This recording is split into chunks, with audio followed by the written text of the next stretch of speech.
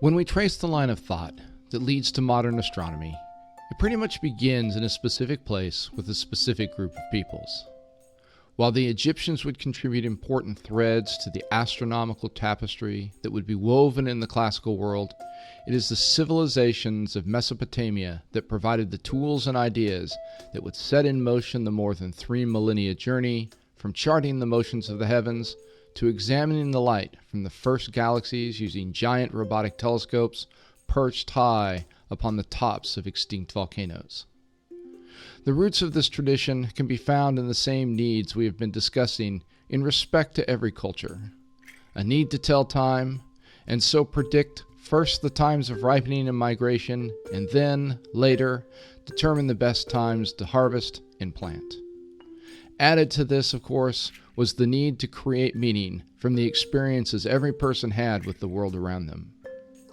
However, as the civilizations of Mesopotamia became more stable and established, with the accompanying stratification of the social order and specialization of tasks and roles within the culture, other considerations began to assert themselves. Would a ruler survive the coming year? Could the harvest provide enough for the people?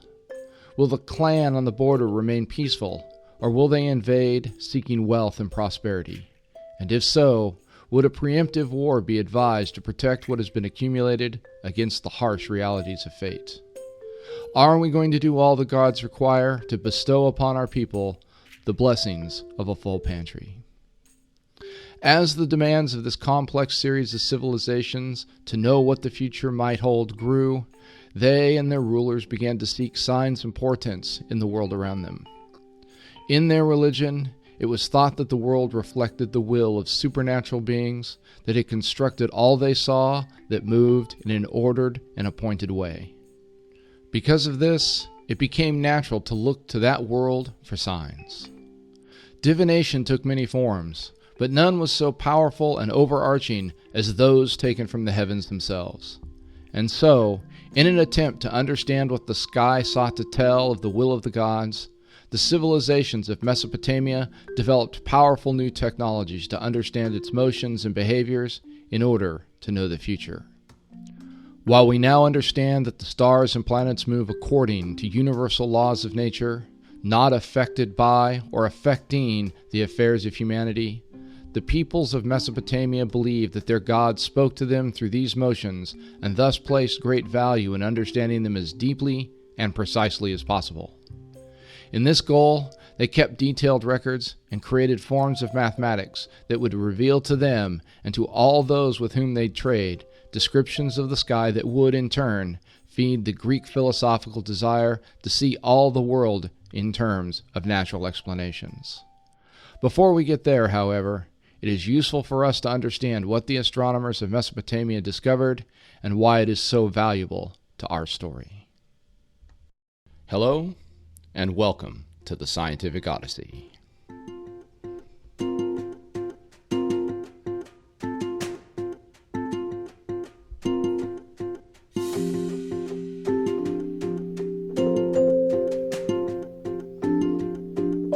The Scientific Odyssey is a many-part journey into the history and philosophy of science. My name is Chad Davies, and I'm the writer, host, and producer of the podcast, where we consider the ideas, processes, and results of over 2,500 years of scientific inquiry and discovery. Series 3, Finding Our Place. Episode 5, The Necessary Tools. When discussing the astronomy of Mesopotamia, there are a few things to recognize at the outset. As was the case in Egypt and China, an understanding of the basic motions of the sun, moon, and stars likely dated back to Neolithic times, circa 3000 BCE. The early cultures of the regions, notably the Sumerians, developed the early creation narratives and cosmologies we have discussed previously that associated various gods such as Marduk and Ishtar with specific celestial objects. Unfortunately, unlike with the Egyptians and, to a lesser degree, the Chinese, we don't have as clear a record of this as we'd like. While writing did exist, a subject to which we'll return shortly, we haven't recovered any of it that relates to astronomy dating prior to about 1200 BCE, well into the Bronze Age.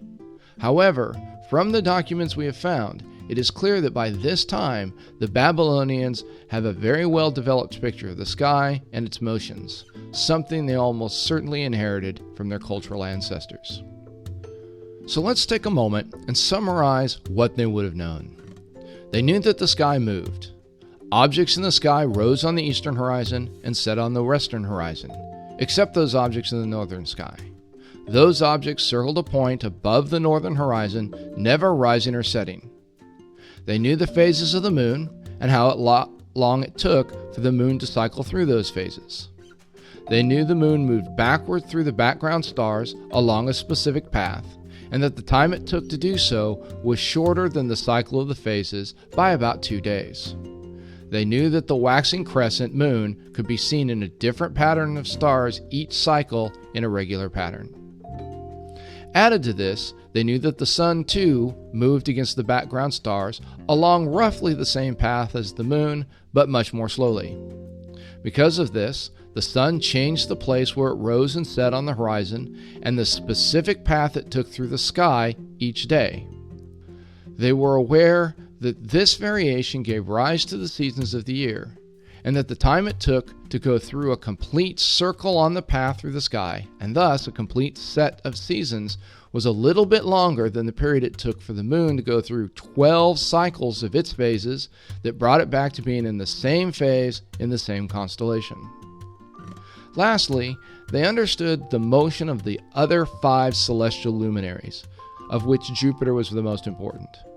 They saw that, like the sun and moon, their paths moved through the same 12 constellations, and they recognized that these motions reversed direction from time to time. And while these reversals were not like the uniform motions of the sky, sun, and moon, there was a uniformity to the pattern of their behavior that made prediction possible. Finally, they knew one other thing that we haven't really touched on in the podcast to this point. They knew that rarely a disturbing and terrifying occurrence would take place. Every so often, they saw that when the moon was in its full phase, it would, for a few hours, grow dark in its appearance. As it grew dark, its color would change, sometimes amber, sometimes purple, and sometimes, most frightening of all, red, a sure portent of conflict to come. These lunar eclipses, however, paled in comparison to the much rarer and much more horrifying event known as a solar eclipse. This event would only happen when the moon was new, and in it the light of the sun would grow dim as the moon shielded part of the sun's disk. On the rarest of occasions, the moon would pass exactly between the sun and the land, and the light of the sun would be extinguished. For those few minutes, all who saw it would hold their breath and tremble, afraid that the sun would fail to reemerge, thus plunging the land into eternal darkness and death. For the people of Mesopotamia, each of these events was a portent from the gods, a signal of their divine will and possible providence or displeasure. As such, it was important to be able to know the motions of the heavens in order to predict the various events, such as the reversing of the motion of one of the luminaries or the eclipsing of the moon, so that the proper precautions and actions could be taken. This need to know and predict would drive Mesopotamian astronomical work far beyond that of any of the other peoples around them by driving the development of tools unseen anywhere else other than possibly China to the Far East. Before moving on, I think that some comparison and contrasting is helpful here in thinking about the 3 major civilizations we've been discussing. In China, with its focus on the circumpolar regions of the sky after that period of around 1800 BCE, that established a religion that reinforced stability of political order.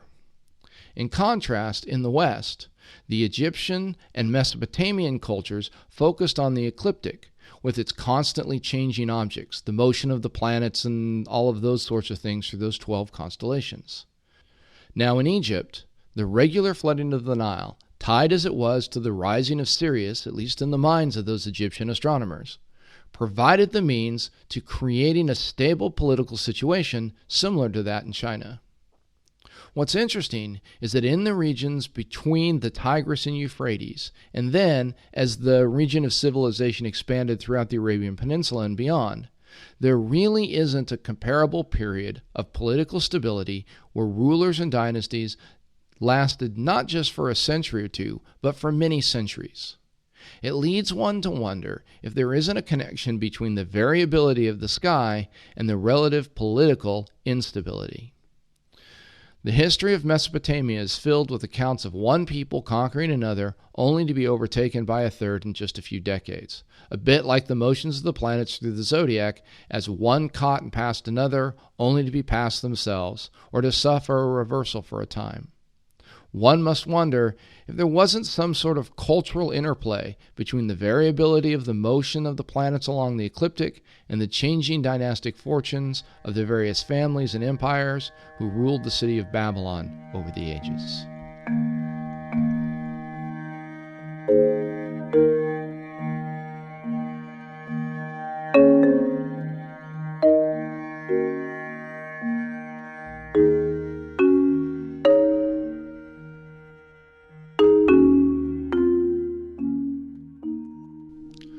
So let's talk a bit about the two predominant technologies that were developed by the early Mesopotamian cultures that have an important part in what we're discussing here: cuneiform writing and arithmetical mathematics.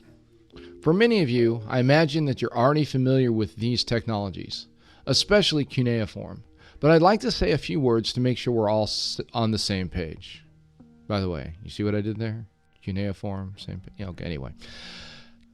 Cuneiform writing is a system of record keeping that involved two simple tools. The first was a piece of soft clay about the size of a person's hand or so, and the second was a simple stylus with an edge, something maybe a bit like a standard head screwdriver, that would have been a little bit thicker on one end of the blade than the other. With this tool, a scribe could quickly and efficiently make press marks into the soft clay of the tablet carried in one hand as a way of keeping records of whatever they wanted.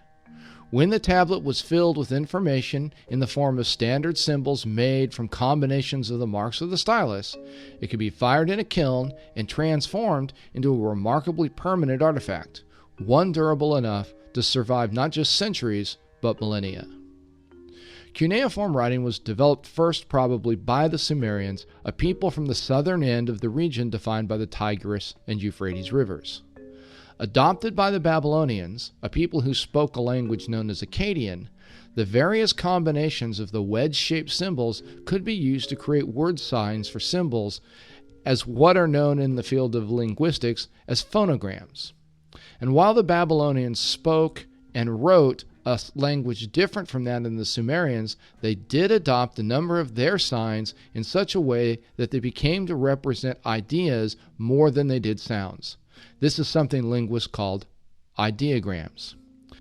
Thus, in Babylonian, the word for the constellation Libra, Zibanitu, that means scales or balance, was written as 4 cuneiform symbols. However, in the older Sumerian language, the word for the same thing was Rin, which could mean not only the constellation and the physical instrument by which the weighing of objects could take place, but also the concept of things having a certain balance. As one might imagine, it takes a great deal of care to translate tablets filled with symbols made with these combinations of wedge-shaped marks that could have meanings that were different depending on whether you were working in the more standard Akkadian or the older Sumerian. Nevertheless, it was an impressive technology that facilitated the recording of information in a way that was fast, much faster than actually scratching or drawing given the medium, efficient in terms of information density, and one that could last the ravages of time, unlike animal skins or Egyptian papyrus.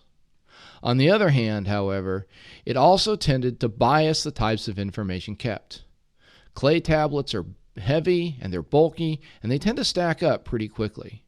As such, accounts of events tended to be terse and without much embellishment, except in the most important of cases. Additionally, the information inscribed was of the sort that was compact and often numerical in nature. Things like the amount of grain stored by various parties in a granary, or wages paid to the workers of some job in the form of bread or beer. As such, only the most important literary and religious works would have been committed to long-term record. It's hard to imagine the Sumerians preserving the works of their beloved playwrights in the way the Greeks would do a few thousand years later. One thing that did get recorded, however, especially after 1500 BCE, were records of the positions of the planets.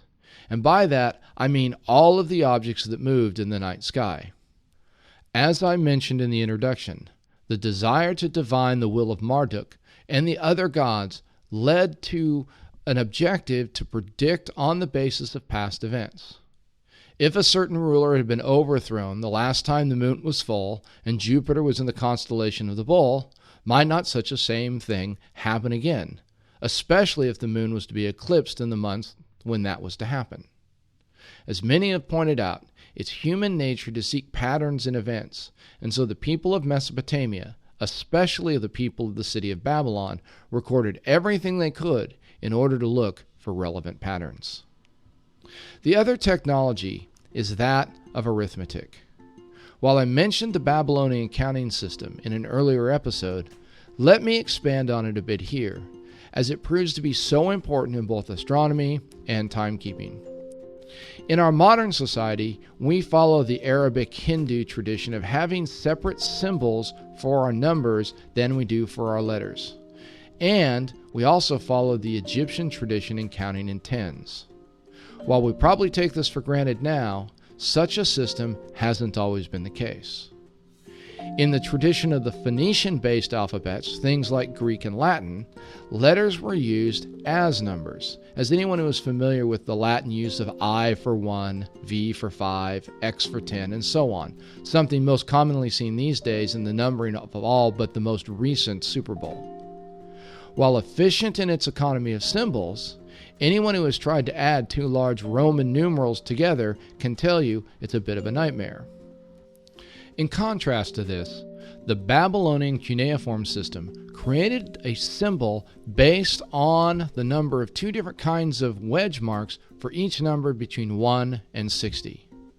As you will recall from an earlier episode, this selection of a number base was predicated on being able to count from 1 to 12 on the finger segments of one hand using the thumb of that hand, and then keeping track of the number of times through the segments using the fingers on the other hand. In other words, what you have here is sort of a 12 times 5 equals 60 kind of a situation. Now, in conjunction with this, the Babylonians also used a place-based number ordering system just as we do. What I mean by that is that when we write a number greater than 9, the rightmost number tells us the number of ones, the number to the left of that tells us the number of tens, the number to the left of that tells us the number of hundreds, and so on. If we were to do that in a scientific notation system, the rightmost number would be 10 to the power of 0, the one left of that 10 to the power of 1, the one to the left of that 10 to the power of 2, etc., etc. It's a system that makes complete intuitive sense once you watch the numbers on an automobile's odometer roll over as the miles are traveled. The Babylonians did exactly the same thing, except that using 0 to 9 in each place, they would use 1 to 60. Just as a quick digression, the way of reading numbers is, at its root, a thing done from right to left rather than left to right, as in the way we read words. And this is a remnant of the origin of our numeric system being Arabic rather than Phoenician in nature, something that dates all the way back to the Babylonians and probably the Sumerians before them. Now, you may have also sort of figured out there's one other big difference between what we do now and what the Babylonians did then. And that is, they don't have a 0 in their number system. That wouldn't be invented on the eastern side of the Atlantic for more than 2 millennia after this point. So, the power of this system, once you got used to counting in powers of 60 instead of 10, was that it made the doing of arithmetic, even with the fairly large number, much, much easier than it was in letter-based systems. This calculational advantage would serve Babylonian astronomy well, first in record keeping, and then, later, when the astronomers began to use arithmetic to predict planetary motion to determine retrograde reversals and solar and lunar eclipses. Two ways in which this sexagesimal system is still with us today is that it is found in the keeping of time, where hours are divided into 60 minutes, and minutes are then divided into 60 seconds, and into the measuring of angles, where degrees are divided into minutes and seconds in the same way. The reasons for this will be more fully explored a bit later in the episode.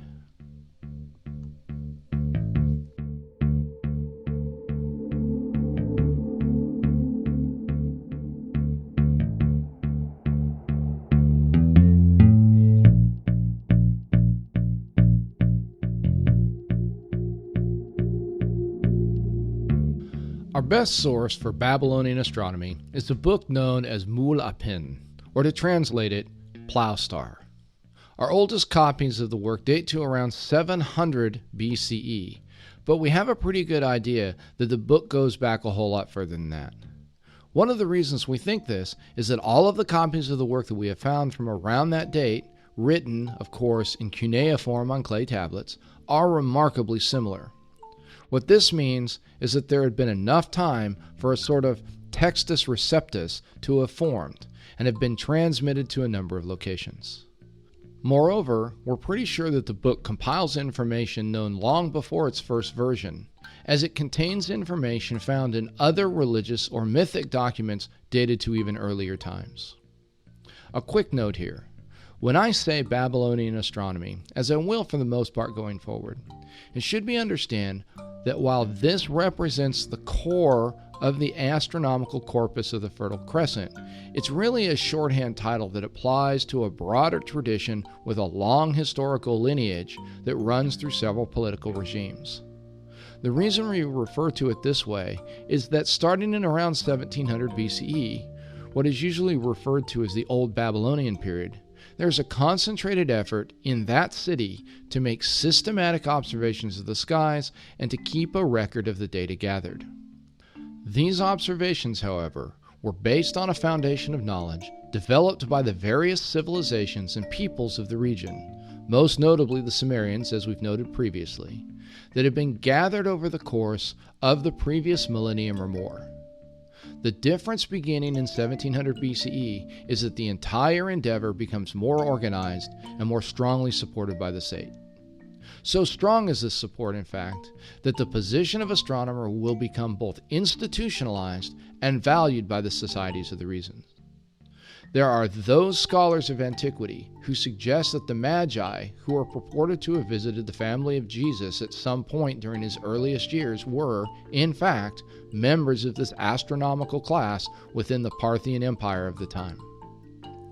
Beginning during the reign of Hammurabi, this effort will continue unbroken and supported by the state for the next 1600 years through the Kassites, Assyrians, Chaldeans, Persians, Greeks, and finally Parthians.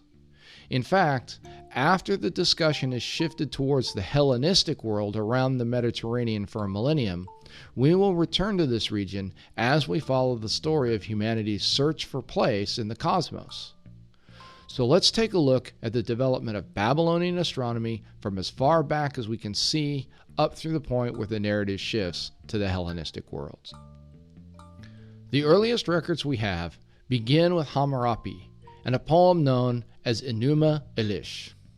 While this literary work is more concerned with the Mesopotamian creation story, centered around the Babylonian pantheon led by Marduk, it holds within it a fair amount of material of an astronomical nature. This is because, in the tales related to Marduk's ordering of the heavens and the earth, there are accounts of how he laid out both of these according to his particular will. In the narrative, it is said that Marduk laid out the sky in 3 regions, divided each into 12 parts. The regions can be thought of as belts across the sky and were named for the oldest gods in the Babylonian pantheon. The first region, called the Way of Anu, was centered on the celestial equator and contained the stars of the zodiacal constellations and the ecliptic path of the planets. These stars generally rose in the east and set in the west. The second region, known as the Way of Enlil, encompassed the stars north of that, including the circumpolar stars, and, interestingly, the planet Jupiter. If they rose and set at all, They did so in the northeastern and then northwestern parts of the horizon, respectively, and remained visible in the sky for long periods of the year. Finally, the stars that rose in the southeast and set in the southwest, and that were never all that far above the horizon, even when due south, were part of the Way of Ea. Each of these regions was divided into 12 parts, one for each month. A good way to think of it is being a bit like the wedges of an orange, with the top of the orange where the stem connected being where the celestial North Pole was. In the very earliest catalogs of the heavens, each of these regions were marked by several stars. But by the time of the writing of the Enuma Elish, this had been reduced to one star per section for each of the three ways, creating a total of 36 stars. From this would arise a wonderful way of organizing the information known as the circular astrolabe. Now, we have to be a bit careful using this term, as it will refer to instruments constructed in later Greek and Arabic periods. So another way to refer to this that might avoid some confusion might be to call it a circular star catalog or a circular star list. The earliest versions of these that we have are actually from the Mul Apin, dating from about 650 BCE, but it's clear that they go at least as far back as the Enuma Elish in 1700 and probably even before that. What's so interesting about the versions we have in the Mul Apin is that they combine the list of stars that mark out the months with the keeping of time. The purpose of the circular star lists is to tell an observer or scholar what stars to look for just before the sun rises in a given month of each of the three regions of the sky: northeast on the horizon, east on the horizon, and southeast on the horizon.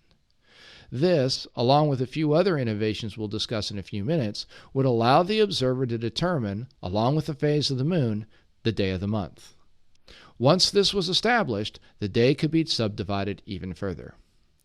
It is here that we should take a brief digression into the Babylonian practice of telling time. Like the Egyptians and the Chinese, by the time of the 18th century BCE, the cultures of the Fertile Crescent had adopted a lunisolar calendar. As such, they understood that the 12-cycle lunar month calendar added up to a time that was about 11 days shorter than the solar calendar. Like the Egyptians, they added leap months as needed to keep the two cycles from getting too far out of sync based on the rising of the monthly stars in relation to the phase of the moon.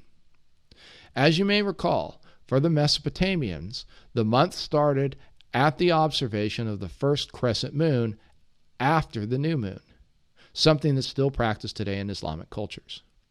The rule for the addition of the leap month was if the Pleiades rose just before sunset near the first of the month called Ajaru, then it's a normal 12-month year. But if they rose just before sunset after the beginning of the next month, Seminu, a leap month would then have to be added. Over the centuries, as detailed observations were kept and consulted, it would be realized that there was a matching of the cycles of the sun and the moon that would repeat. The Babylonian astronomers would discover in around the 6th century BCE that 19 solar years equated to 235 lunar synodic months. This allowed for the regularization of the addition of leap months to 7 every 19 years in a specific pattern. This cycle, known as the Metonic cycle, after the Greek astronomer whose writings about it survived through the collapse of Western civilization, was a triumph of Babylonian astronomy. The other innovation of the circular star lists is that they divided the daytime and nighttime periods into specific intervals in order to establish military watches.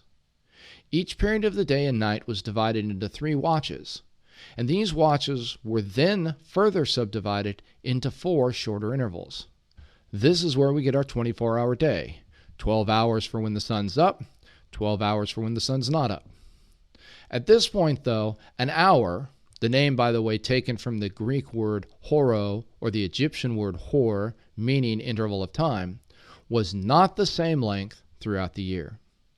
As we said in our episode on cycles of the sun, the time the sun is above the horizon in the temperate zones of the northern hemisphere is a good bit longer on the day of the summer solstice than it is on the day of the winter solstice. Since the Babylonians divided that period when the sun was above the horizon into 12 even parts, an hour of daylight in June, or Samanu on their calendar, was longer, a lot longer actually, than it was in December, or Kislevu on their calendar. So how was the passage of time actually tracked? The Babylonians used a water clock. Now, while there are several ways in which a water clock can be constructed, the easiest way of doing this is to think of filling a reservoir with a given amount of water and then allowing that water to drip out through an open stopcock that controlled the flow of the water out of the reservoir. While the flow would have to be calibrated, once that had been done, the markings on the reservoir would indicate the level of water that would allow for a reasonably accurate accounting of time. Part of the marking found on the circular star lists of various copies of the Mul Apin tell how much water should be put in a reservoir so that a watch would be 1/3 of the day. For example, in June, at a given latitude, 4 minas of water would be indicated to be poured into the reservoir for a single watch period, while in December, only 2 minas would be added. The watches for the nights would, of course, be reversed. By the way, a mina was a unit of weight commonly used in the region, being equal to about 1¼ pounds. In time, 60 minas would equal a talent, and 60 shekels would equal a mina. Of course, with the introduction of the use of metal as a form of currency, and then coins, these would become units of money as well, but now we're getting pretty far afield of the astronomical part of this. Now, as I said, these watches were divided into the smaller units, and this is a place where the arithmetical system of the Babylonians became a really powerful technology. With their system of unique numbers, they could easily divide each mina of water into 60 equal parts, i.e. 60 shekels, without having to actually physically do it, and then they could divide that by 4 to determine how long the subdivision of each watch should be in terms of time. So if a watch was supposed to be 3 hours, as was the case in the month of Adaru, one could multiply that by 60 to get 180 parts, or shekels, and then divide that by 4 to get 45 shekels of water through the water clock for each quote-unquote hour. These subdivisions would eventually be called minutes, and when the length of the hour was eventually standardized in the 16th century as 1/24 of a day, the number of minutes of hour would also be standardized at 60. So, as you can see, the origins of our modern system of timekeeping can be traced all the way back to at least the Assyrian and Chaldean kingdoms that controlled Babylon in the 7th and 8th centuries BCE. One final piece that should be added to this discussion of the circular star list is to look at how the difference between the watch times of each month was actually determined. So let's say that a mina of water in the water clock took 75 modern minutes to drain. That would mean a complete watch of 4 minas would be 300 minutes long in June, and a complete watch of 2 minas would be 150 minutes long in December. And by minutes there, of course, I mean modern minutes. What the Babylonians would do would be, for every month between June and December, they would shave off 1/6 of the time difference, a time that was either 1/3 or 20/60th of a mina of water poured into the clocks, something that would be equivalent to 25 modern minutes. Now, this wasn't actually the exactly correct way to do this. They knew then, just as we do now, that the length of the days changes a whole lot more during the months right around the vernal and autumnal equinoxes than they do in the months around the solstices. Nevertheless, they adopted what is known as an arithmetical progression as a way of approximating the change in an understandable and predictable fashion.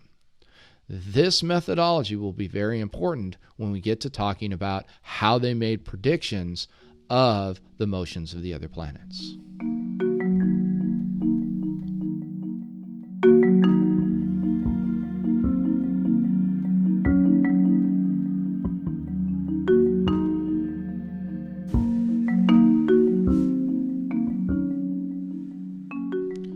So when we're talking about the history of the region of Mesopotamia, this period when the Enuma Elish was formally composed was during what historians call, as I said before, the Old Babylonian period.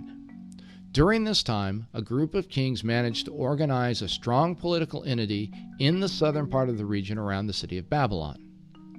The most well-known of these kings was Hammurabi, and under his leadership, the city went from being a minor place in the region to a center of learning and culture for much of the Middle East, a status it would hold up until the rise of the Parthian Empire.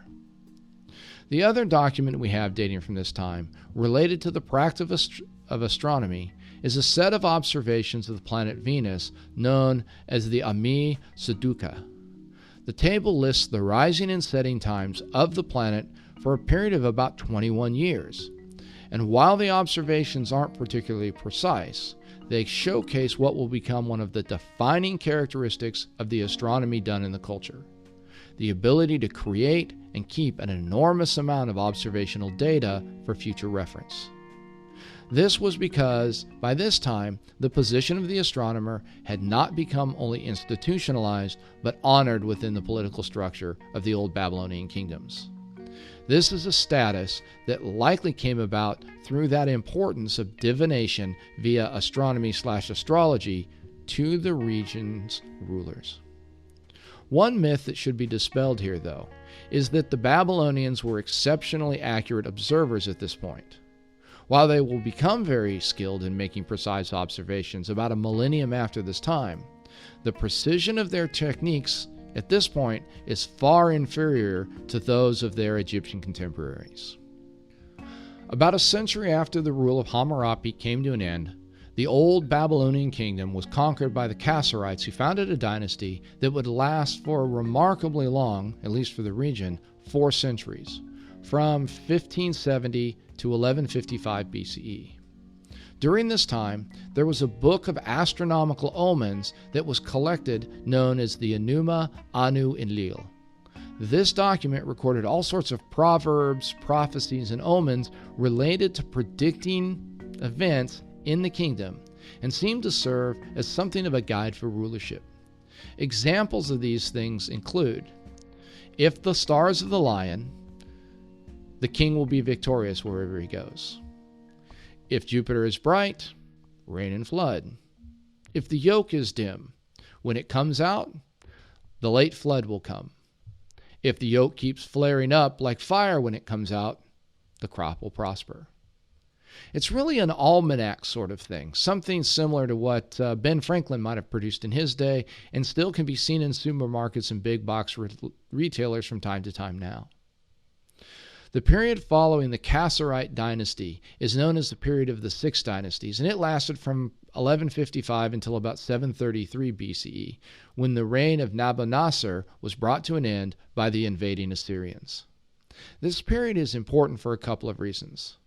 The first is that this is when the first of the star lists were created that would eventually become the circular astrolabes by the end of that time period. The second would be that the precision of measurements would begin to improve dramatically, as would the understanding of the regular lunar eclipse cycle, which was at about an 18-year cycle. When the Greeks finally began to take astronomy seriously, it was this 8th century BCE data that they would reach back to in order to determine and establish a lot of their ideas and claims. When the Assyrians conquered the region of southern Mesopotamia, they did not do away with the Babylonian culture, but rather assimilated it into their empire. During the reign of Ashurbanipal, the Assyrian king went to great lengths to make copies of all of the wisdom and knowledge in his kingdom for storage in the land to add to his library in Nineveh. This library would survive the downfall of Assyria and would be found 2,500 years later, in 1853, by British archaeologists. Ashurbanipal also repaired and restored the great temple of Esagila in Babylon proper, and charged its astronomers with the task of watching the night sky and recording all that transpired there. This turns out to be really, really important because it means that that whole tradition continues instead of transferring itself out of Babylon to get lost somewhere in the kingdom. When the Assyrian Empire fell and Babylon reverted to the control of the Chaldeans, they, of course, also continued this practice. It is from this period that our earliest copies of the Mu'allapin come. Not only do these contain the circular star lists, they also give detailed catalogs for how to tell the time of the year from which stars are rising and setting. And also they tell us how many days are going to pass between the heliacal risings of important stars. The list goes in the following sense. On the 1st of Nisanu, the hired man becomes visible. On the 20th of Nisanu, the crook becomes visible. On the 1st of Ajaru, the stars become visible. On the 20th of Ajaru, the jaw of the bull becomes visible. On the 10th of Samanu, the true shepherd of Anu and the great twins become visible. More than this, though, there are also lists not only of which stars are rising, but also which stars are setting, so that if the eastern horizon is blocked by clouds, the observer can look west.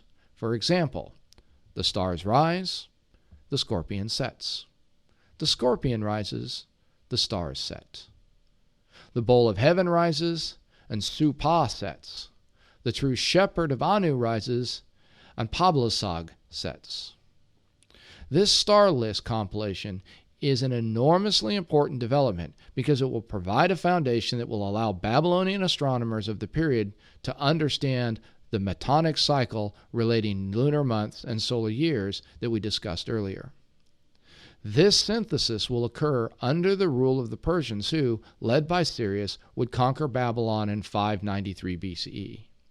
At nearly this same time, the Babylonians will also create the zodiac more or less as we know it now. Prior to this time, the specific path of the planets through the heavens wasn't as well understood, but with the much higher quality observations, their motions began to be accounted for, especially those of Jupiter as he related to Marduk. As we talked about in the episode on the planets, Jupiter was thought to be the keystone of the entire system. Given its 12-year time to travel all the way around the sky, mimicking on a longer scale the 12-month motion of the moon, it became, as we said, associated with the chief deity of the Babylonian pantheon. As the precision of the planetary observations improved, it became obvious that all the planets moved along the same basic path, called the ecliptic, named as the belt where all eclipses took place. Jupiter's stately motion, never too fast, never too slow, was found to mostly take place in one constellation along this path each year, and so the astronomers of the now Persian Empire reduced their larger number of irregular constellations to a specific 12. By selecting these 12 out of the way of Anu, the practice of astrology reached a very recognizable form. At this point, it became possible not only to keep accurate observations of planetary motion, but also to make predictions of where the planets might be over short intervals of time. Initially, this was done using the same arithmetic progression method we discussed in reference to the calendar and telling time. While it was well known that the rate of the planet's motion through the constellations of the ecliptic changed, especially during the time around retrograde motion, Babylonian astronomers usually took the angular distance of a given motion and divided it by the number of days. Hence, if Mars were to move a total of, say, 30 degrees in the sky in a month, the astronomers would just say that it moved 1 degree per day and use that progression to predict whether it would be found in one constellation of the zodiac or the next when casting horoscopes or examining omens to make a prediction. For most of the time archaeoastronomers have been looking at Babylonian astronomy, it was thought that this simple progression method was all that had been used. However, in January of 2016, Professor Matthew Ossendriver of the Humboldt-Universität zu Berlin published an article in Science that has changed that interpretation. Ossendriver was studying a cuneiform tablet from the archives of the British Museum that had gone unexamined for decades. The tablet related to 4 other tablets that had been examined but, lacking a context, were not well understood.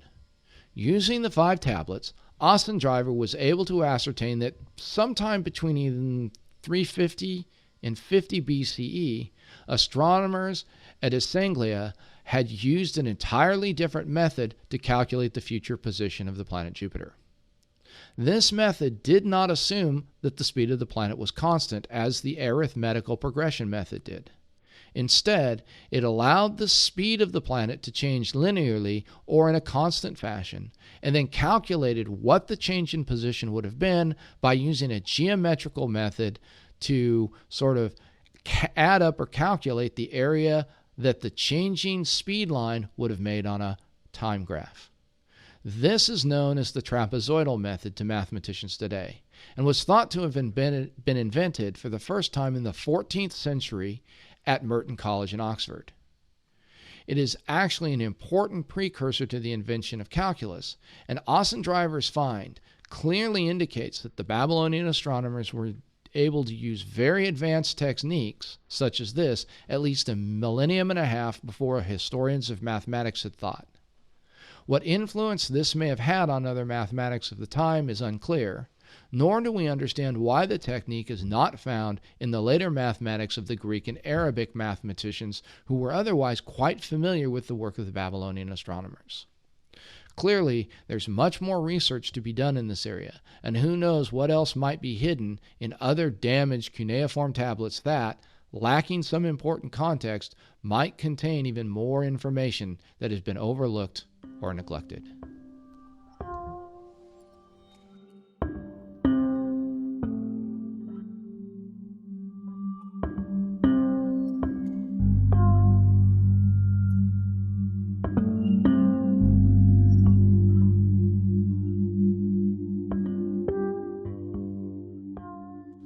With the fall of the Persian Empire to Alexander the Great and his armies, astronomy in Babylon proper began a long, slow period of decline. With the dividing of his short-lived empire into three broader empires following his death, the cultural center passed into the sphere of Seleucus I, who built his capital, Seleucia, about 35 miles from the city of Babylon, and thus began a process of siphoning off resources and intellectual capital from one city to the other. This was amplified when Seleucus' rival, Ptolemaeus I Soter, established the great library in Alexander's city built at the mouth of the Nile in Egypt. Nevertheless, Mesopotamian astronomy would continue to thrive for a time with the mathematical techniques we just discussed being developed. Also, with the forging of the foundations of the Hellenistic period, there would be extensive contact and exchange of ideas between the Greek natural philosophers and Babylonian astronomical tradition that would give rise to the Greek synthesis of ideas that would lead to the first truly naturalistic cosmological models of the universe. And so it is here that we will pause before looking into the ideas of the civilization that grew up around the Aegean Sea. Next week, we'll take a journey to the city-states and empires of Mesoamerica to look at the amazingly sophisticated astronomical cultures that developed in the great cities of the Maya and Aztec peoples. Before we go, I'd like to say thanks to the Blue Dot Sessions for letting us feature their compositions and performances on the show. If you're interested in finding out more about this unique musical collective, visit them at www.sessions.blue. Also, while you're out online, why not take a few moments to rate the show on whatever service you happen to use? It really helps our rankings, which, of course, helps more people see the podcast and find out about it. So until next time, full sails on your journey.